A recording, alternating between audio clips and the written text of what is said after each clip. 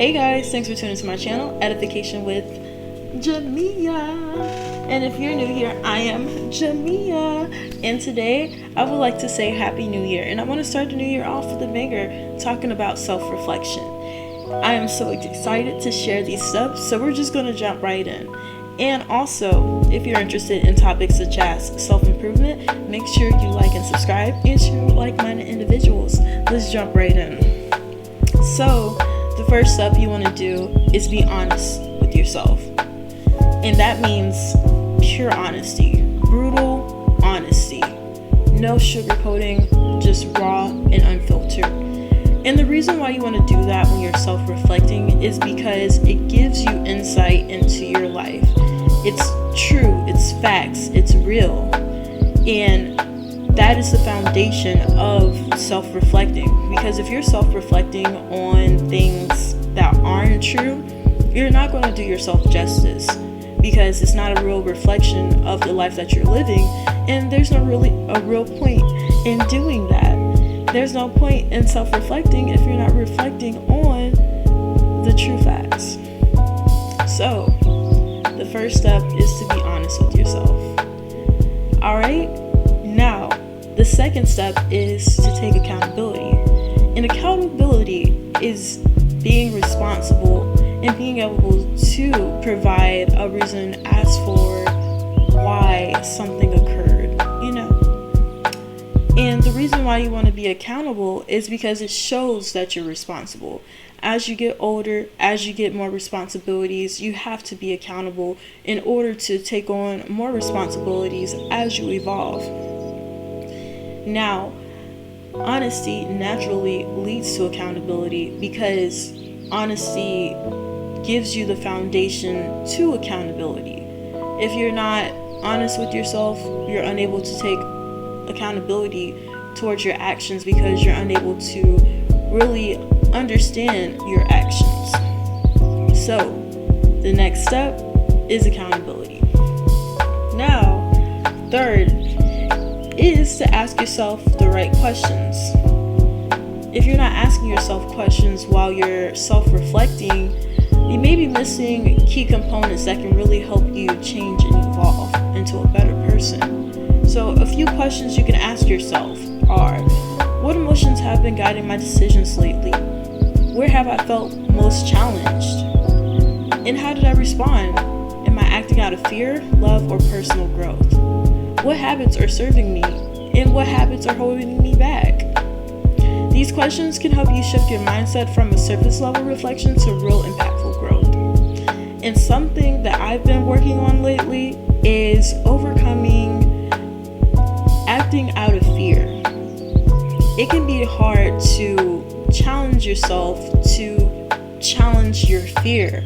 So I've been really working on stepping out of my comfort zone and making decisions that are out of realness, authenticity, out of love and personal growth. And I challenge you to do the same thing.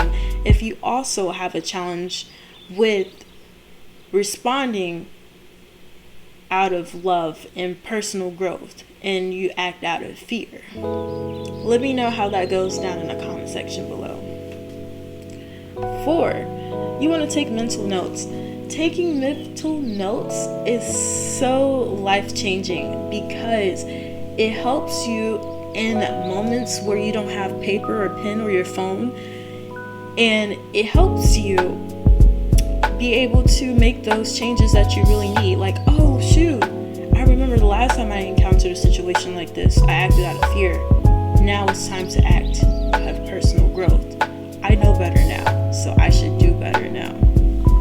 So take those mental notes, keep them in mind, especially the ones that are pivotal, the ones that you really need to really evolve. Those are going to be those mental notes that really help you make the best decisions in situations that are very impactful in your life. 5, journal your thoughts. Now, this is the time where you have the pen and paper or your phone. Write down everything. Talk to yourself as if you're talking to a friend. Just let it all out. And then when you go to self-reflect again, you can look at that whole conversation and take the key components out of those, and you can make those the mental notes. It helps a lot. It helps so much. And also, you can use ChatGPT. Like if you don't have a therapist yet, use ChatGPT. Write in ChatGPT what you're thinking, and it's going to respond back to you with very informative responses, and responses that are healthy and that can help you grow. So take advantage of that if you never tried it, and let me know how that works out in the comments below. But definitely journal your thoughts. It is a game changer. 6, you want to understand why you're self-reflecting. If you're just self-reflecting for the fun of it, okay, that's cool too. But if you're self-reflecting and you're being overcritical, you can really like beat yourself down by doing that. So make sure you are self-reflecting effectively with a purpose, because that really teaches you what you need to know in order to improve in your life. So when you're self-reflecting, you can also ask yourself, why am I self-reflecting?